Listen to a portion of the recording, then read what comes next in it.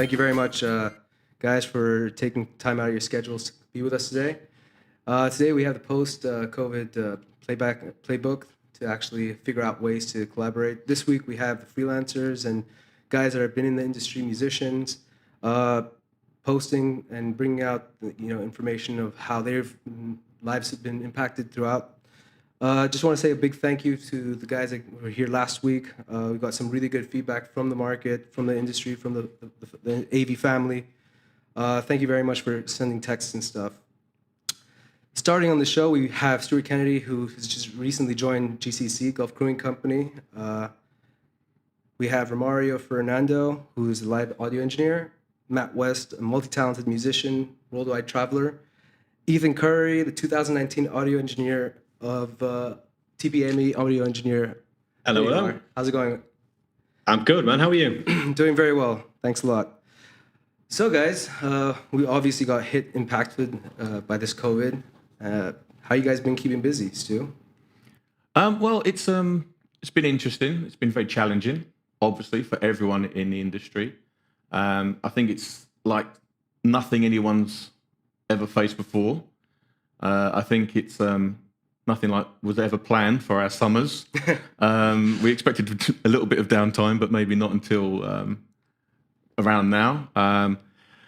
It's very challenging, and I think the way we deal with it is going to be a very interesting way to see, because so many people have been affected. It's quite rare. Our industry has been brought to its knees. Yeah, we've directly and everyone is in the same boat. I don't think there's one person that's been working solidly throughout this entire thing. Everyone's been hit. Loads of people have left the region, which is not a nice thing, because some of them have been very, very good people, respected people that have been here for years. And yeah, I'm looking forward to listening to what the rest of the guys have got to say about where we've been left. My personal view was that I really thought that come Eid, we'd be back out of it. And Eid would be the time we'd be celebrating and stuff. Now, luckily, the UAE have been quite on the ball with the whole thing. We were on a proper lockdown. When I hear people in the UK say, "Oh, we're in lockdown," I say, no. If you lived in Dubai and you had 23 hours in your house and every 3 days you had to have a permit to go shopping, that's a lockdown. That's a true lockdown. That's a true lockdown. So, yeah, well done to the UAE for the way they've been handling it. Hopefully they're going to stay on top of it, and we get out of it like New Zealand. New Zealand can have mass gatherings now. Yeah, we saw that. So let's get the UAE onto that level so we can get back to the arenas, get back to the concerts, get back to all the shows that we love putting on as freelancers and appearing in. True. How about you, Romario? How have you been taking this? And obviously, what have you been doing to keep busy? Just taking my time to focus on other things. Like, I think, especially when you are a freelancer, you tend to throw yourself sort of head first into whatever work is available, and you don't really take the time to focus on your family, your friends, and I've just been taking the time to kind of use that time spent at home, spend some quality time with my wife and son, And Netflix. a lot of Netflix, Yeah. writing music, learn to cook new things, just a variety of things, even like upskilling, like attending webinars. But I think quite a lot of like people in our industry have been doing that. But yeah, I mean, just working on my fitness, kind of just preparing myself to go back into it, like when we eventually do come out. So. Matt, you're supposed to be in Greece, Mykonos, Ibiza, all over the world. What happened? You obviously got hit. Yeah, it was. I mean, just like for everyone, everything came to a complete standstill. But at this time, you just have to be grateful for at least being healthy. At least luckily I have my girlfriend and my little dog I can hang out with in my place. And lucky that again, like Dubai has done a great job. We are in a very safe place. I mean, nothing's really changed. We're all still getting all of our stuff delivered to us anyway. So it's taken a big change on, and hopefully, like Spain has been doing pretty good now with being safe in their lockdown, and as well Greece. I mean, Mykonos is open. all these places. I was planning on going back to Los Angeles as well. The States has had a harder time through a lot of different things. But like I said, I think through all of this and through all of mankind, whenever there's been anything that really disrupts normal life, there's so much greatness and so much inspiration and change and planning that comes out of it. So I'm actually pretty hopeful for what will happen, even though obviously it's hard to be so optimistic on me and all of us. I mean, I haven't made money in quite almost half a year, but but I'm looking forward to the future and what can be done to inspire and to change. Nice. Yourself, Ethan, how have you been keeping busy? I think like the guys have already said, it was quite a shock to the system, shock to the industry. Like, we're normally such a fast-paced industry. You don't get much time at home, you don't get much time to sleep. It's been nice to kind of take that little bit of rest, take a bit of time to learn some new stuff, invest in ourselves. There's a lot of information out there, a lot of manufacturers kind of doing tutorials for things. Like that's been great. Like obviously my baking and carpentry skills have come along a hell of a long way in the last couple of weeks. But like I think just trying to stay positive, that to try and be better at everything when you get back out of this. Yeah, no, I think we're all on the same page on that. One thing that has brought us together has been this COVID situation where guys like Stefan Whelan have been playing a really active role towards bringing us and uniting us. I think he just launched some Crew for Crew initiative. I think you were involved or had some feedback about that. Definitely not involved with anything to do with Stefan Whelan. Everyone, I've put on so much weight, people think I am Stefan Whelan.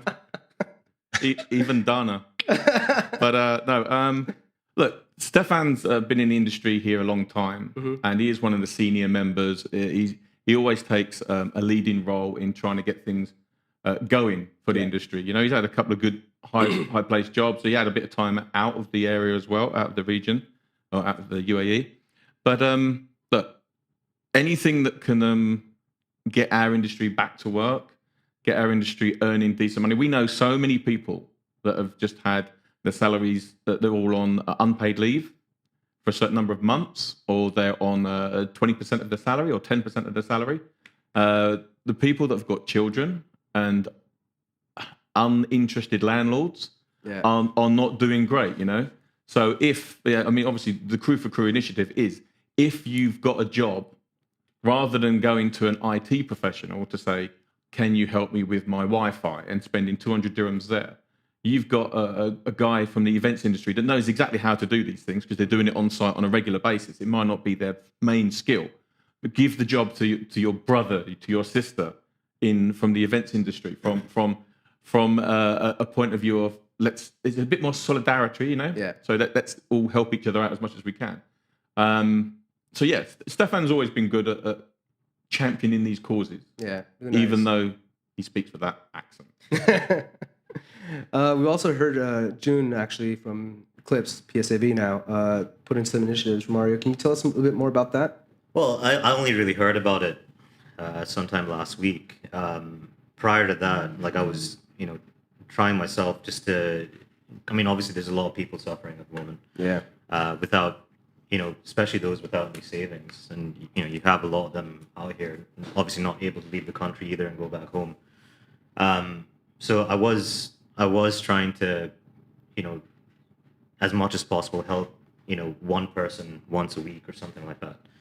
And then I saw June and Mark Ross from Eclipse had, posted about the AV food bank initiative and delivering food packages to, all these people in need. And I think that's something that we can all kind of get behind, especially those of us who are not worse off, in a position to help. There's, with the emergence of like supermarkets like Viva, for example, where everything costs like 4 times less than your Spinneys or your Carrefours and stuff like that.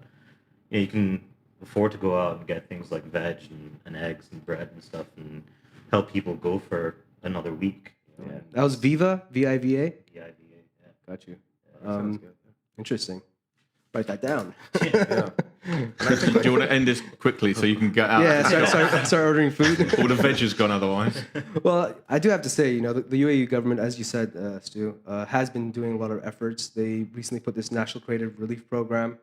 It's been pretty interesting. I haven't personally, I'm not, affiliated in any way, but I haven't, and I can't apply for it. But have you guys heard of it? Have you heard of people, getting these subsidies? Matt?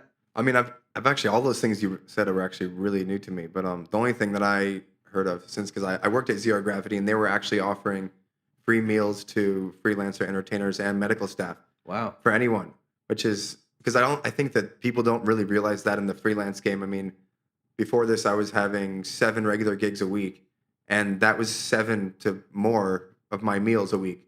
So that's also like the cost of. I mean, that's a huge cost, especially food out here isn't cheap. So yeah, Fridays, all my meals on Fridays, Thursdays. I mean, so as well as losing all that money, I'm losing, spending now what, 30 to 50 dirhams on every meal extra. Mm-hmm. So yeah, That's nice of them. Yeah. So yeah, that seems like a pretty good deal. And Zero Gravity has pretty good food. Actually. I know of a couple of companies that have applied for the grant, and they're still waiting to hear back. And it was up to, I think, 50,000 dirhams, and it's a grant. You don't have to pay it back, which is a great initiative. But I think it was mainly aimed at media companies. It wasn't so much AV professionals. It wasn't entertainers and stuff. And I think and there were very strict rules about what kind of visa you had to be on, etc. So I know lots of people that have got legal working visas to do what they do as a freelancer or as an entertainer, but so for instance, they've got a visa with the company, and then they have a NOC from that company to be able to go and get freelance work or entertainment work. Yeah. So they're 100% legal. But because they're on that visa, they're not eligible for any help. Oh, wow. Because it's all about the company, you see, that they're on. So it's great that they're doing something, but maybe there can be a slight tweak and something a bit more. Like I say, the Zero Gravity thing, I believe you had to have a certain freelance visa or an entertainment visa. You couldn't be on a company's visa and be a freelancer to get it, even though if you were, you know? I mean, they said initially, but I think because I didn't have a contract with them, or I mean, actually, no, I have, yeah, I like, but no, they think if they said if you just emailed them, they'd probably give a concession. I mean, obviously, they're not gonna. I mean, yeah, you could try it out. I mean, it's something given by. And is that continuing still? I'm not sure actually. Or was it just for a certain period? I'm not sure, to be honest. I mean, yeah. Interesting. How about yourself, Ethan? Have you looked into this grant by any chance? Yeah, I kind of had a look at it as well, and I think it was kind of aimed to be able to be helping freelancers and stuff, but obviously a lot of the information that needed to go into it was quite company focused. I think that the fact that there's something there is fantastic. It's a great initiative to even exist. But yeah, I kind of started to fill it out, and some of it didn't really apply so much to me, and it needed some quite specific info about big outgoings over the next 3 months, which isn't actually something that necessarily applies to me so much. That's sort of what deterred me. It seemed like a lot of information that you weren't unsure of, and you didn't know what the information was going to be used for, or it wasn't the easiest thing to apply for. You guys obviously have friends in different countries. Similarly, are there any ways that they have these grants in those countries that somewhere UAE has to kind of follow in some way or another? From America, we don't really give much to the people, do we? You get a $1,200 check signed by Donald Trump. Yeah. I've heard in Germany, like, for freelancers and stuff within the industry. Yeah, actually, It's just I heard Germany's doing really good, actually. Yeah. 80% or something like that. I heard. Really good. I think the industries here are probably still quite in an infancy sort of stage for for them to sort of work around the idea of there not being taxes and all these things to work through, and that amount of red tape. I mean, I did apply for the grant myself, but it varied so much from as a freelancer and as a company owner, and you just had to try and predict it as best as possible and give out as much information as you could to the best of your knowledge. And like Stu said, no one's really heard back yet. But wait and see what happens. It's just one of those things, you know. Someone's just got to knock that door. Yeah, you know, I mean, Okay. hopefully, if something happens, you know, 10 grand, 15 grand it's more than what you had before. You know, Of course. It'll go a long Yeah, way to anything. help it. I mean, I think it's. Sorry, go ahead, Ethan. Sorry. No, I think it's just great that it even exists. Like I say, you know, in a country, in a system where we don't pay taxes in the same way as the countries we're sort of comparing, you know, the support to. Yeah. You know, I think the fact that they've even got this is really good. Yeah. You know, it's kind of pioneering, and I think it's, you know, maybe it's a positive step that it might help them look at something else for, you know, that isn't just freelance focused. You know, there's obviously people in companies that are in just as much of a sort of difficult situation. True. Well, Danny Neville, big DJ out here who I've grown up with actually, had a really good interview with 103.8, talking about, you know, how somewhat unionizing, you know, these freelance musician artist, you know, set, and sort of getting or attempting to get the venues to actually pay in advance to actually perform. And if the venue for A, B, C reason got canceled or something gig got messed up, you'd actually give them back some money, something like that, which is pretty interesting to see. And obviously he's being vocal about it. What's your opinion, Stu? It's never going to happen. Not in a million years. It's look, how many freelancers are owed money by companies now before the close down? It was a bit difficult getting money out of most people anyway, even with signed LPOs. And you can go along to people, they always say, get your 50% up front, get your 50% on the day. You can do that with certain companies. The majority of companies will not do that for freelance. And I'm talking about entertainment and production. And he want to pay you 2 months, 3 months later. Exactly. And it's and some contracts you sign say 60 days. Yeah. And if you don't sign that, someone else will sign it. Now the problem with that we need to address the word union, because the union is not allowed here at the minute. Right. So it's more of a club that has a secret handshake that agrees that this is our rate.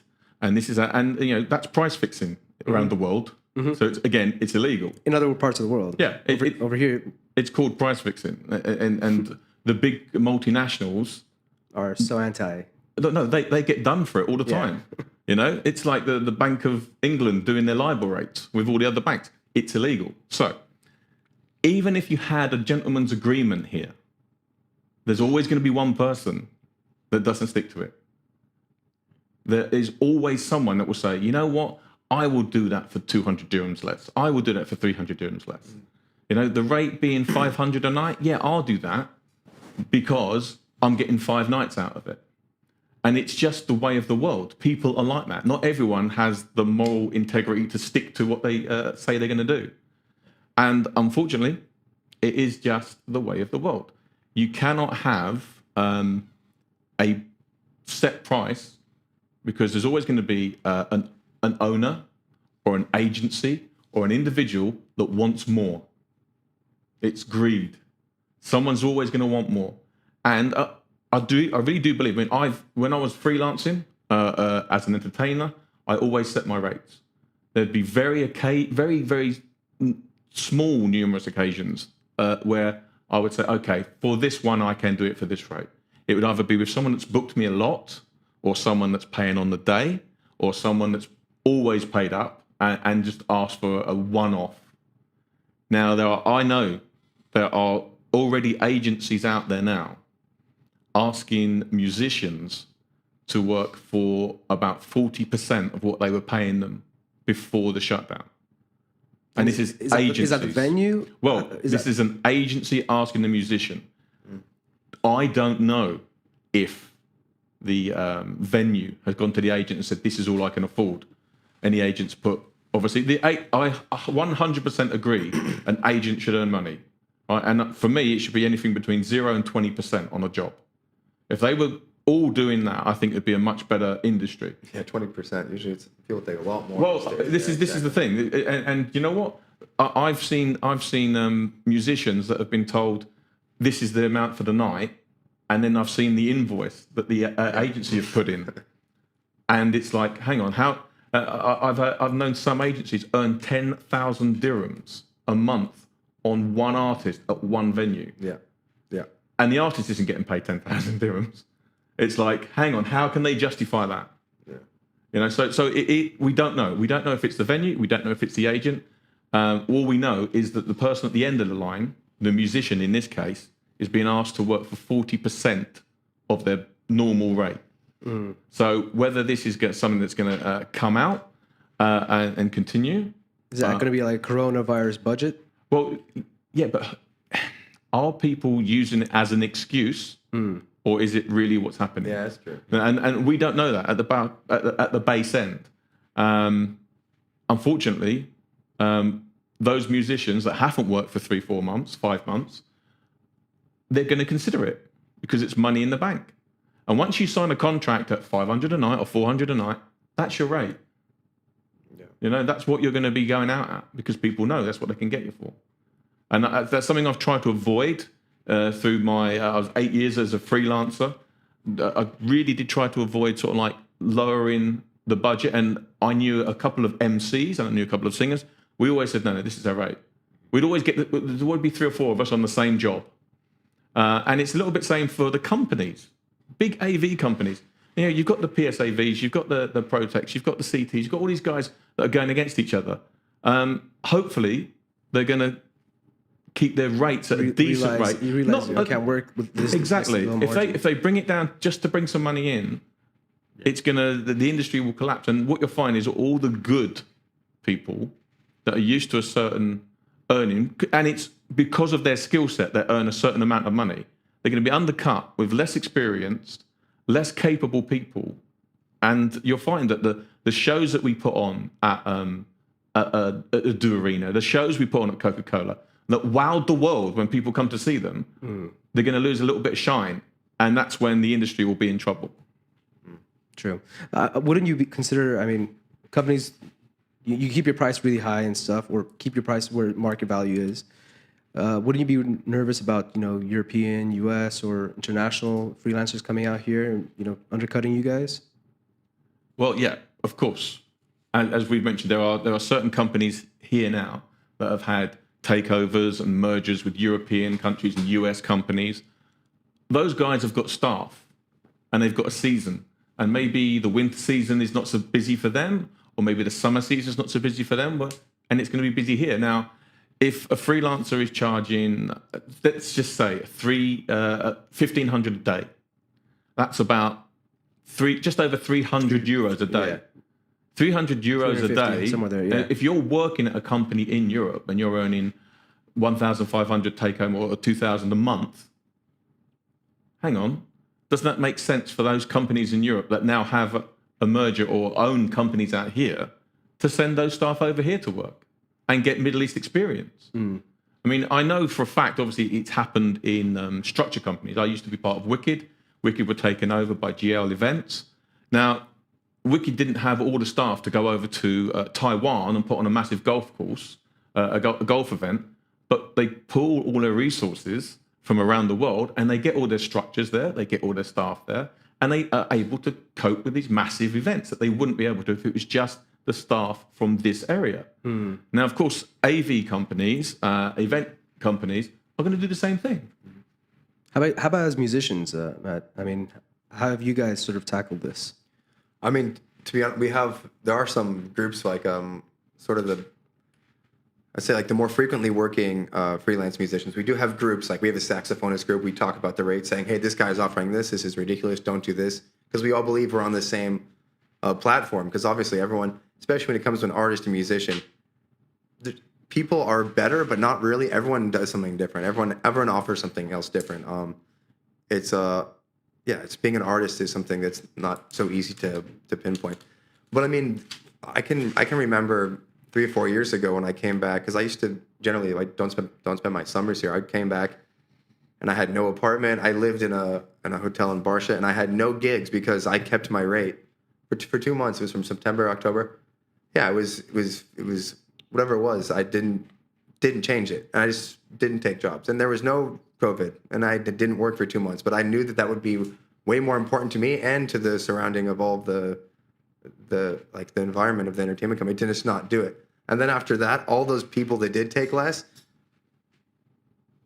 they came to me because I was one that was left, and then I got the rate I wanted anyway. And then it was just like, so I mean, it is hard to see the silver lining at the end of it, to see the rainbow, as you should say, or something. But I think people have to buckle down, and especially in this time, I think a lot of people that did have good contracted work, whether it be in AV or events that had contracted work that weren't freelancers, will say, well, maybe I'll make more money from a freelancer now, so I'm going to go there. So like, exactly, they'll change the rates and start offering lower rates to sort of take out other people. But it's a hard time, and sometimes you really just have to stick with it. I mean, obviously unionizing isn't something you can do, but to have the conversation and to make it prevalent that yes, we do need to have in mind what the rates should be doing, or maybe have a better relationship with those agencies and see what we can offer them, more. Extra, what we can do more. I mean, a lot of times on my bookings,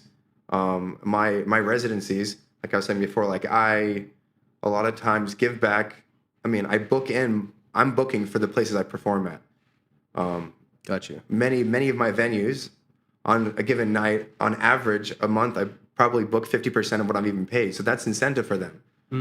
And with my social media, like close to 10,000 followers and, Instagram and all this type of stuff, you're offering more things. So you can work with that with agencies to have more of an impact. Obviously, not everyone's going to do that, but you just have to sort of incentivize and open the conversation with agencies and with venues that will see more,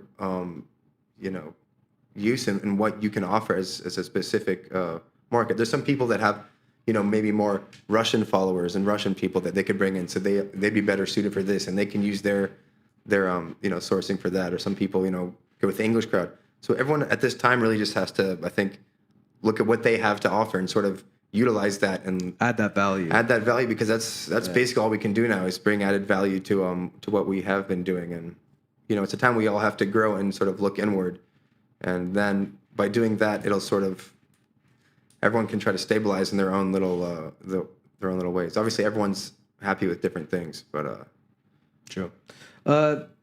So you mentioned at some point that a lot of people aren't getting paid. They're owed money. They have bills. They have signed LPOs. Is there some kind of like format for insurance policies to actually, moving forward, not to get burnt in such situations? So like if a hotel doesn't pay you, you go to X company and say, all right, I want to pass this invoice through you. You take a cut, but make sure that I get my 80% fee or something like that. That's a basic debt collection thing, isn't it? There are companies, I'm not sure of them out here. But debt collecting different to future. We're looking at the future. So down the line, I'm trying to think what the word is, but it's, you can outsource your invoice to a company and they will collect the money. They will pay you the money when you're owed it, and then they will collect the money. But that's something we used in the UK. I used to have a courier company in the UK, and that's something we used for the occasional international client that was a bit of a pain to get money out of. Here, listen, I'm owed money from companies that I've got a signed, stamped LPO from. What you have to work out is, first of all, is the money you're owed worth your time and effort? Setting up a case against these people, because you have to put a certain amount down on legal cases, and what's it going to cost you? Are you going to get the outcome? Are they just going to get fined and you end up with nothing? So it's got to be worth your while for the first thing. Are you doing it to get the money? Or are you doing it because it's right? So there's lots of things. So go through that moral challenge itself. Exactly. yeah. Now, for me, companies that owe people money, I would put this call out to all of the big companies, not just AV companies, production companies, anyone. Construction. If you owe a freelancer money, even if you just say to them, listen, I can give you 20% now, 10% now. If you're still operating, try and sort your freelancers out. There is a reason why you booked this freelancer. Yeah. And it's not because you just needed people. It's because you chose this freelancer for their skill set to help you put on your event, to help you make your event better, to make you look better to your client. Have a bit of a heart.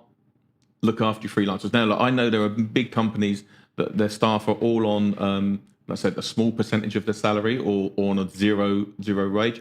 But these freelancers. You didn't pay for their visa. You don't pay for their health insurance. You don't pay for their holidays.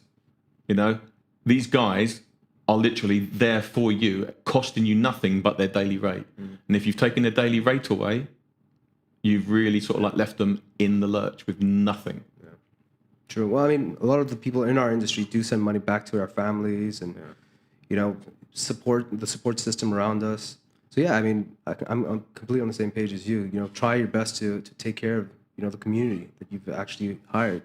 How about yourself, Ethan? I mean, are you came new into this freelance self-business. How have you experienced it in the last, you know, 4 or 5 months? When did you start, by the way? I started in the very end of November last year, so yeah, it was pretty fresh. You know, it's gone really well actually until the very start of March. Until you won that award. Yeah. Yeah, you know, it was going really well. You know, the kind of contacts I've got over here, it was working out really nicely. You know, as far as payment terms and collections and stuff, like that was all pretty straightforward. You know, obviously there's things outstanding now, but you know, there's as Stewie's kind of already said, companies are really struggling. You know, they've got staff that are in pretty bad positions. You know, everyone's kind of just trying to bumble their way through it, really. But yeah, until then, I was really positive about it. I'm positive about the way we're going to get back to up and running. You know, when we do get some events up and going, I think there'll probably be a few places that maybe reluctant to be recruiting full-time staff, and that might be a good sort of position for us to jump in there as freelancers. And there's, you know, there might, when we get to a normal capacity of working, I think we'll be really busy again, hopefully. But yeah, it's just kind of ride it out until that picks up, really. Got you. Talking about the freelance work, obviously in Europe, it's mainly less staff and more freelancers itself. Do you sort of see the shift coming to this part of the world on gigs? Well, I think exactly what Ethan's just said. There are going to be companies that want to limit their outlays on a monthly basis, and they're going to want to get jobs in now that they can get freelancers on, rather than have all these people on monthly salaries that they have to pay. More expenses. And let's face it, I mean, we do know lots of people have been let go. It's not just unpaid leave, they've actually been let go. So there's a lot more people out there now that will be looking for work, whether it be full-time, freelance, or whatever. It's, I don't know, it's going to be difficult, I think, when we first get back, because those companies that have employed people are now going to be looking for I think it's very important, if you're a freelancer now, very, very, very important, get your CV sorted out now.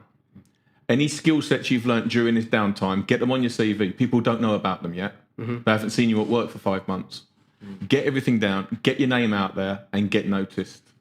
Things like the EINO on Facebook are a great thing. There's lots and lots of members. There's lots of people there that don't necessarily post things, but they look. Yeah. They look and they see things. Stalkers. Yeah, so, but it's people that might want you. Yeah. And the people that there are events happening. I mean, we've got people talking to us about events in that could happen in the next month or the month after. September. You know, October, so be prepared to get back to work. Yeah. You know, I actually think it's going to be we're going to come back strong. Yeah. This I don't accept. When people say the new normal, I hate that. It's not the new normal. True. It's the old normal. And I think Stefan said it as well. Stefan Whelan said it's the old normal. There's concerts, live concerts will never be replaced by, no disrespect, Ethan on a screen. On a Zoom. You know? It's not gonna happen. Play that guitar for us, Ethan. There goes a business plan, eh? It's just not going to happen. People, as a host, how can you host an event when you're just looking into a camera? Yeah. And having that live latency events, as well. having that feedback from the audience gives you that performance edge. You know. And the live streams, man, I can't get used to it. I mean, I can perform for 5,000-6,000 people. Putting my phone in front of something and playing to maybe like 30 Instagram followers, they're like, it doesn't make any sense, and you lose everything. That connection. It's definitely not like, it's definitely not going to be the new thing. I think we're all being smart and finding ways to overcome something for a temporary case if this happens in the future, so we can still sustain what we have. Like you said, there's no way this is going to be a new norm. I mean, humans are born to interact and to be there together. There's no way that it's going to be a new normal. We just have to be smart to sustain ourselves within this time, which I think all of us, I mean, you look on Instagram and Facebook, so many people who have never done, never did a live stream. I never needed to. I was performing 10 times a week. But finding out, how to do this and buying really expensive cables and doing all this stuff, everyone, like you said, these are all things you can now put on your CV. You know how to set up maybe some more sound equipment to do something to work in the future. But yeah, I definitely think it's going to be a lot stronger, and people will have a lot more diversified skill sets, and it will be something that can change the world, but not a new normal. Like you said, like something that can. But you don't know everyone that's left. Yeah. Yeah. Lots of people have left. You could be easily filling that role. Yeah. That someone's three left roles, to. potentially. Exactly. So be confident. Get out there. Shout about what you've been doing. Let everyone know. So no one can come up to Romario and go, "Oh, I didn't know you knew how to set this up and do that one." And I know you're great. Your sound tech is brilliant. Your sound engineer is brilliant. But I didn't know you could do this and this and this because I've got a job that you would fit perfectly for. And it's just I didn't know. I didn't think of you because I didn't know you did that. Yeah. I've been asked to play piano for gigs now because I've been posting videos of me playing piano. They're like, I didn't know you played piano. I'm like, well, you're DJing too and doing so, like just doing it, and like you said, the things you're doing, putting it out there, and people are watching you. True. Especially when you can see like you have like 13,000 views and like 50 likes sometimes, and you're like, All right. That's just a weird stalker. weird people. But yeah. I paid for all of But it. it's really inspiring, especially in the music scene, to see how many people are diversifying their skills. I mean, I've collaborated with so many musicians and producers I've never worked with before, or like recording with big bands where we're recording 25 parts, but all individually. It's like really interesting stuff that we're all doing to and all of us are getting smarter and more educated on all these type of things. So But how does that marry up against actually playing live? yeah, and it's not going to replace If you're in a 25-piece big band and you're playing live, there's nothing for me. That when I first came out to Dubai and I worked with the Abu Dhabi big band, Yeah, definitely. 25-piece band, and when that brass section strikes up a Frank Sinatra song, the hairs on the back of your neck, not on my head, the hairs on the back of your neck stand up, and it's you can record a piece and some lovely technician or producer puts it all together and it sounds great, but there's nothing like having that live experience. Yeah, Absolutely. I was actually just going to play a clip of me playing one of those parts. That's all it is. There's nothing. I'm like, this is really fun. My girlfriend's like, what are you recording over there? Like, Matt is available for bookings to do his burp song. At reduced rates. But yeah, I mean, sorry, Ethan, go ahead. Nah, go on, mate. It's all right. I was just gonna say, it's like you do pay for that experience, and that's what what the live industry is all about, and from a technical standpoint, it's why I do the job that I do. It's you're standing there behind the desk, ready to make the show happen, and it's I can sit and edit audio all day long, but does it give me that rush? No, it doesn't. And it's and on the other side as well, like when you talk about freelancers and stuff like that, you've got to remember that's also a competition-based industry. So when you talk about upskilling and diversifying, and generating added value to your service, like I think that's what's going to set people apart when we do come out the back end of this. Because it's not just providing your skill set as a musician or as a technical employee. It's the customer service side of it and all of those things that are involved as well. So absolutely. Yeah. I miss having a sound guy. I'm just like fiddling in my room. Like, does this work? Like, He's available. yeah. I gotta, At reduced Would you rates. like to? Would you like to making go some around money. and fiddle in his room? Absolutely. I'm always down for fiddling people. Romario, just adding to what you did last year, I believe you went on tour. How was that experience, and what are the other international bands talking about the situation? How are they sort of going over it?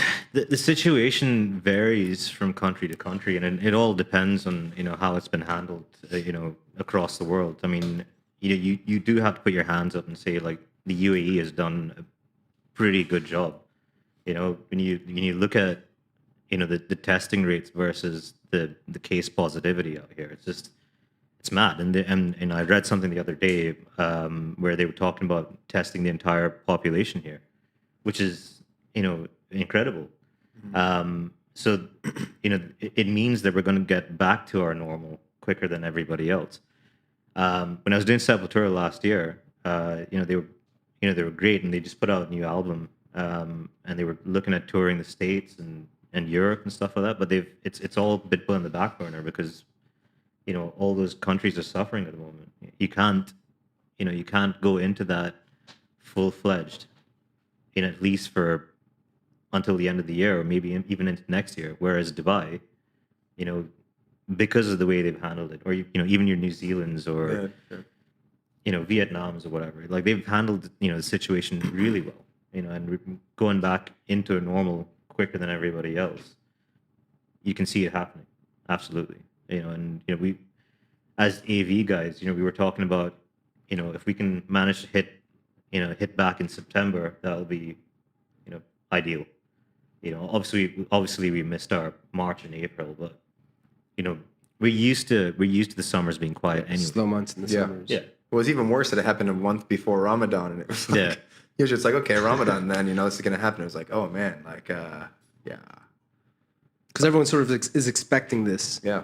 But I didn't even think about it since we have handled it sort of better. That maybe there will be a more influx of other things that were meant to happen in other places that might happen here. That because if we're more prepared, because of our case negativity or just our infrastructure, that there might be more stuff here happening than normal because we are more adapted to handle it. I mean, look how great we were able to handle. Was it when they set up the hospitals in the World Trade, not the Emirates Towers? Yeah. Is that what it was? Yeah. I mean, That was fast. it was really fast. I mean, all these type of things can actually be, try to be looked at as positive things of how we could actually bring more entertainment and more events. Obviously, when there's more money flow and people can travel, because it's largely based on tourism now, and yeah. And they were talking about the UFC coming out here in Abu Dhabi, Yeah. private island. I don't know if you guys watched that. Stuff like that. So there are incentivizing things to sort of move forward fast. Speaking to the guys at Flash, watching a bunch of videos off them, they're really looking at pushing this forward. The government, last podcast we had, Craig said something really nice. You're used to these mega events, the New Year's, the national days, huge budgets being put into our industry. Yeah. It's sort of like a good thing that how the Middle East has sort of handled our industry as well. And I think that we are going to come out with a bang.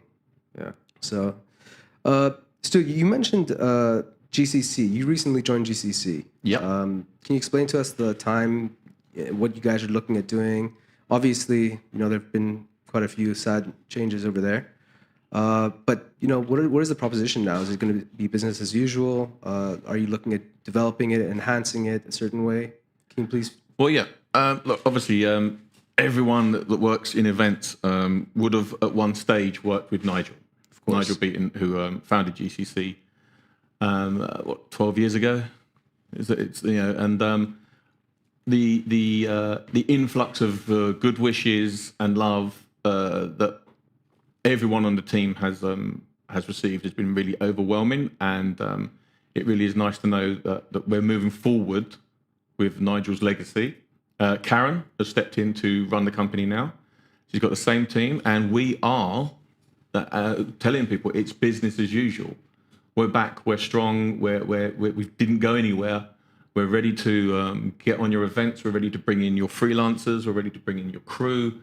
We're ready to bring in production houses. We can do lots and lots of things. Now, my role, which was actually decided before Nigel got ill, was that I'm actually going to be moving on to Riyadh. Nice. I'm going to be moving and running the GCC Middle East out there, which is going to also encompass TerraTech, which is the flooring and trackway company that have been on every single event out here for the last 10 years. And he's done an absolutely fantastic job, really cornering the market out here. We all saw Riyadh as a very big opportunity, as I would assume every single company that's out here. And I think the as soon as Riyadh gets back, I mean, at the minute they've got quite a lot of cases on a daily basis. They need to sort of like really do their best to get that R number down. But we're going to be going out there. We've already got an office and a warehouse out there. We've got GCC Middle East is more of an umbrella company. We've got GCC Gulf Korean, we've got Gulf Korean, we've got TerraTech, and we've got Gallus, which is obviously Karen's entertainment solution. So it's kind of a one-stop shop. But we're also looking at as it for the entire region, not just Saudi, not just the UAE. We're looking at Qatar, we're looking at Kuwait, we're looking at Oman, we're looking at Bahrain. We're ready to sort of like hit the ground running whenever the events industry asks us to.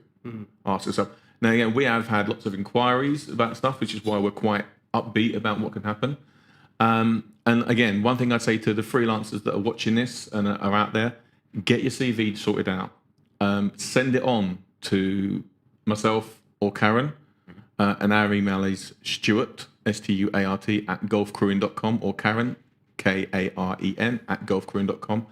Just put, as the title of the message, freelancer, AV freelancer CV. Let us know you're out there. Let us know what you've been doing. We do know a lot of you, whether it be from the AV industry, from working with us before, or just hanging out and having a few beers with you, So get that in. Make sure your name is in the hat. Yeah. That is up to you.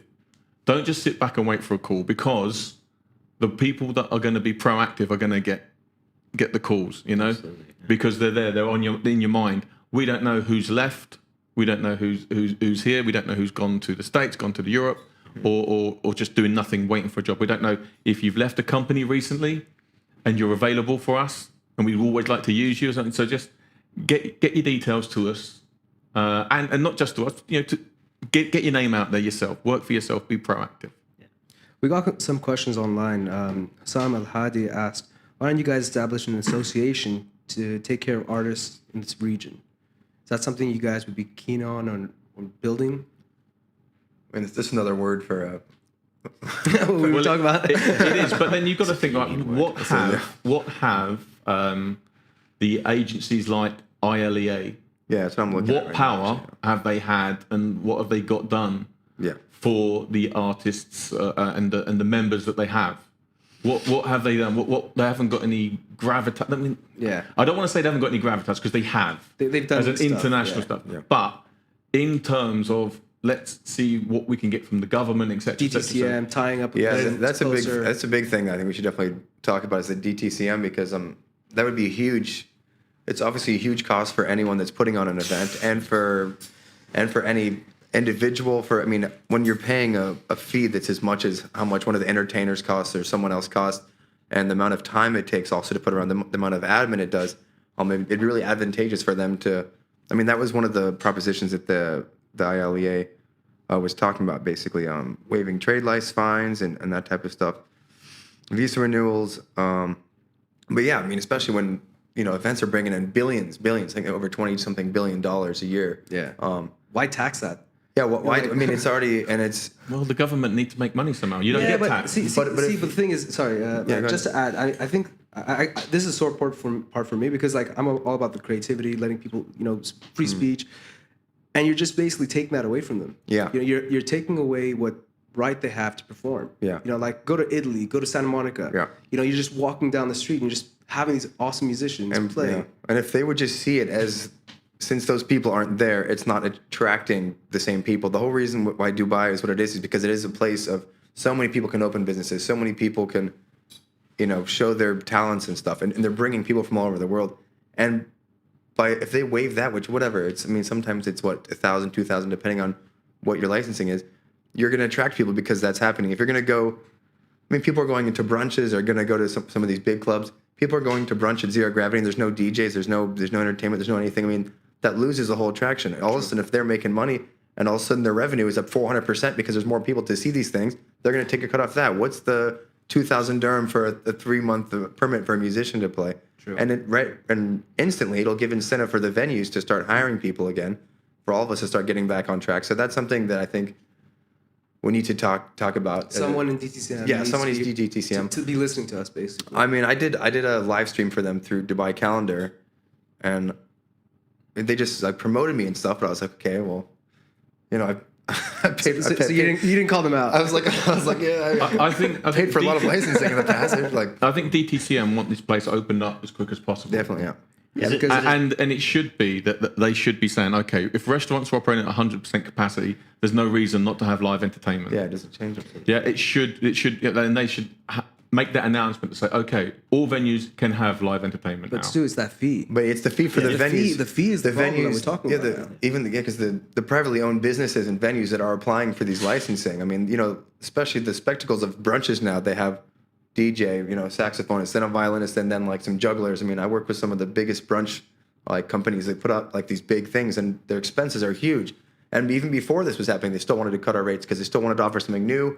But to take away the licensing would be a massive help, and it would especially at a time when everyone is creating and doing new things, it would boost that even more. People would be like, you know, I have even more freedom to create. And So if they said something like, we're going to have a 3-month period where all license fees are going to be waived just to kickstart the industry. that'd be great. And now we need a 3-year wave. That's what we need.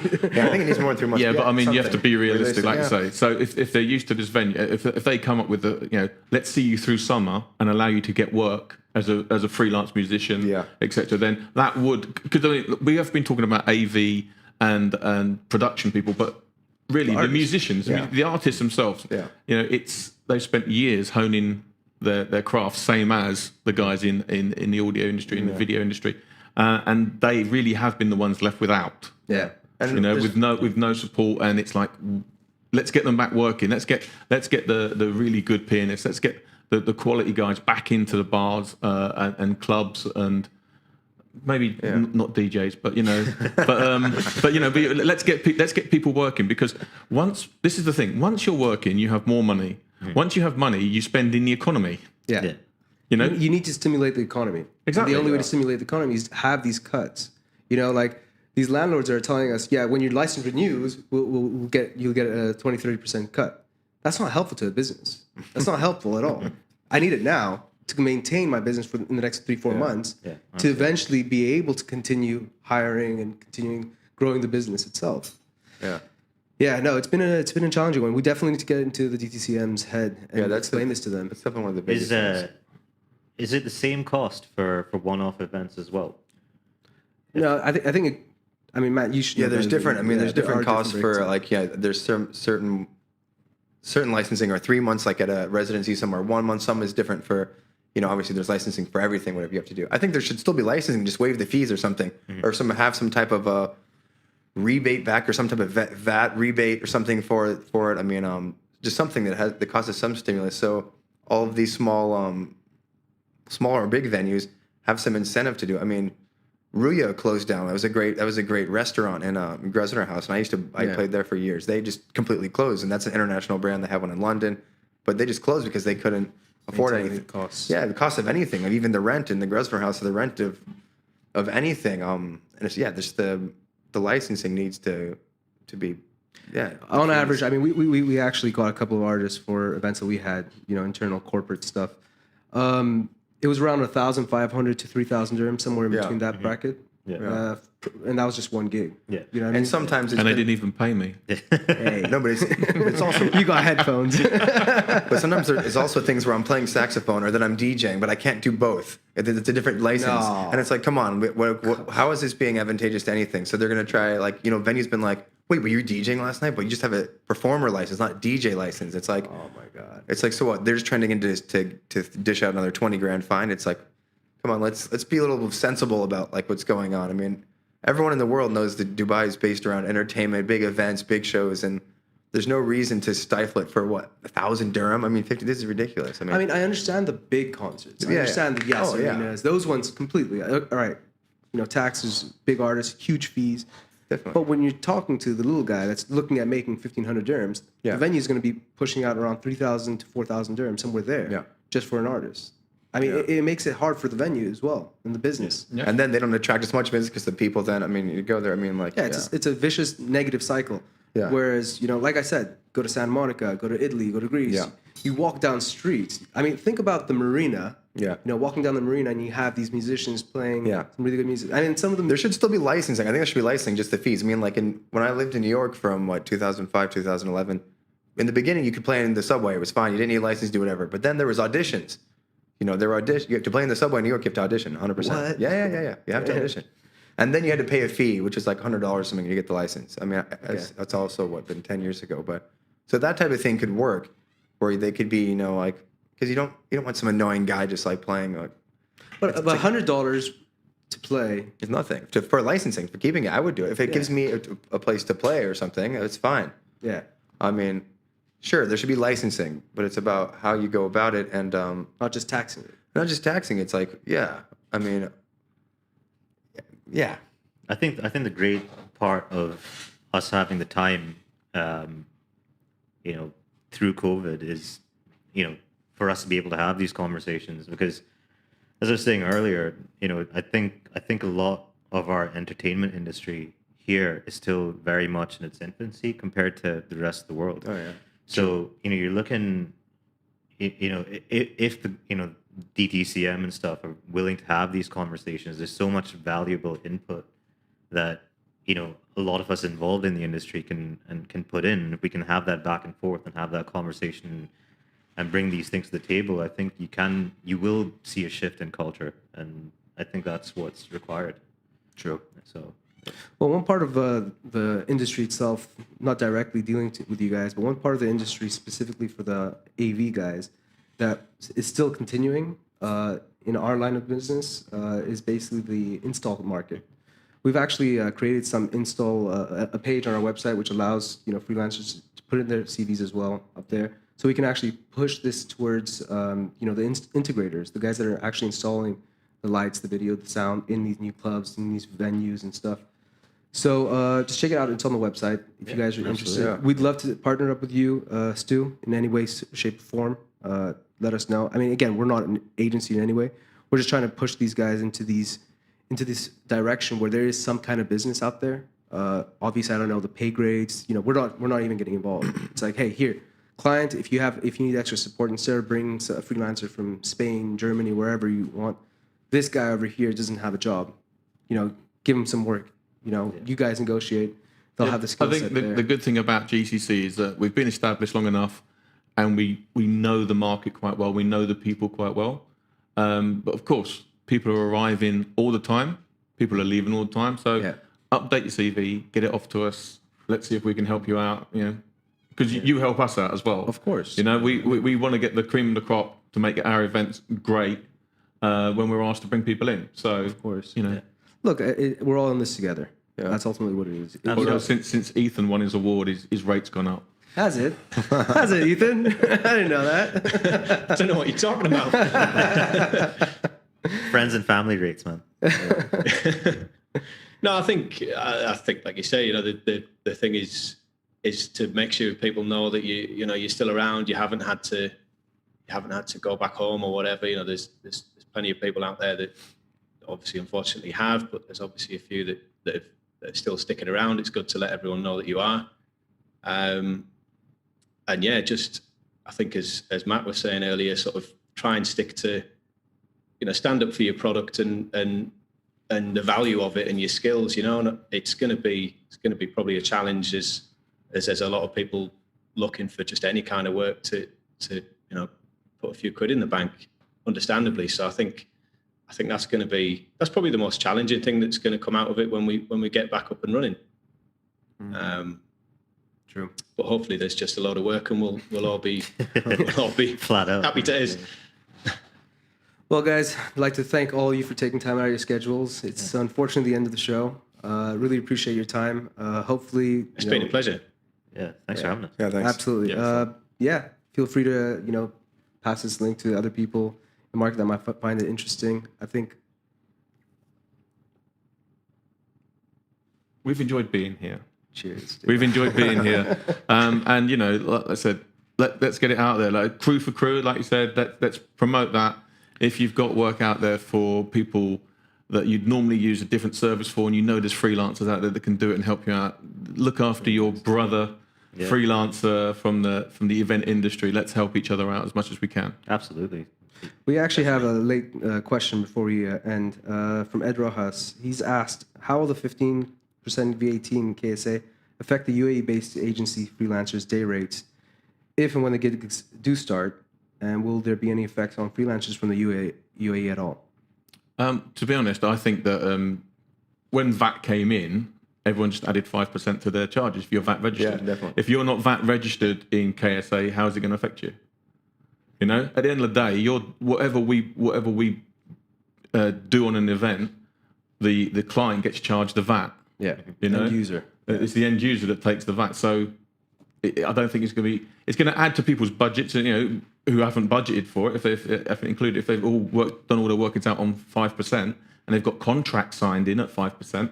But most sensible people always have in their contract any charges VAT at the prevailing rate at time of event. So you know it covers them for that. If you've already signed up and you can't change it, then unfortunately you're taking that extra 10% hit. But with freelancers, look, at the end of the day, I really do believe that Saudi's going to go big when we open up again and everything. Well, they have invested a lot in entertainment, Live Nation, and yeah. Well, this is it, and they've announced it. yeah. And if there's anything I know about the countries in this region, you announce stuff and you do it. If Dubai says this is what's going to happen, Dubai does it. It's the ego. You know, it's also pride. It is. Yeah, yeah. It's ego and it's pride as well. And I think Saudi Arabia wants the world to know it's opening up. It is going to be easy to get there. We want these great artists coming in. And that's why they brought in people like Live Nation and Flash are working stuff over there, you know, because they know that in this region, the best place to go and the best experience is from the guys here in the UAE. True. So we know there's going to be more freelancers based in Riyadh. I think it's going to be the same as this country. 10 years ago? 20 years ago, Yeah. how many people sort of like were coming over to do stuff? Moving about, yeah. You've done your 10 years here now, and then people are, maybe me on a personal level, there was a slowing down in stuff that I was getting offered and doing. So that's one of the reasons why I chatted with the guys from GCC, and we came across, you know, this is going to be a good move for everyone. I've got experience of the event industry for 12 years here. I'm going to go, and I've got experience not only from the production side, but from the performer side. Of course. So when someone says about, oh, look at this performer, I say, well, actually, I know exactly what they're doing. You know, Yeah, it makes a big difference. you stick to doing the video stuff, and I'll stick to looking after the performers and doing this. And so, so my skill set from an operational side is what we're going to go out there, we're going to expose, and we're going to sort of like really, really looking to hit the ground running. And of course, if we're doing well out there, because we're primarily based in the UAE for the last 10 years, we're going to use our friends and our freelancers that we've used here over there because we know we can rely on them. Of course. They're not an unknown quantity. We know that they've done a brilliant job for Live Nation. They know we've done a brilliant job for Flash. We know they've worked at Coca-Cola Arena. We know that we can just say, this is what we need to do and let them get on with it. We don't need to meddle. So, you know, we're very happy and we're looking forward to, we think the future will be bright. There might be a little bit of pain still to go before we all open up, and we're in it with you. You know, we're all going through the same thing, and we want to make sure that the event team knows that we're part of the solution, hopefully, to get back on your feet and get working again. Yeah, I think the key is remaining positive and you know, having the mindset that you know we are going to come out of this. But you know, that said as well, over the next few months, you know, it's going to be nice to continue to help support, you know, the people that aren't as fortunate, the people that are suffering, who are unable to afford things, you know, food and stuff, and initiatives like the AV Food Bank and stuff.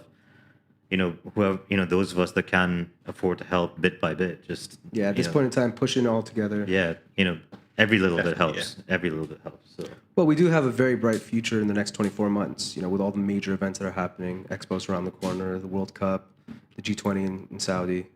So hopefully it all works out and we don't have to go through this again. Yeah.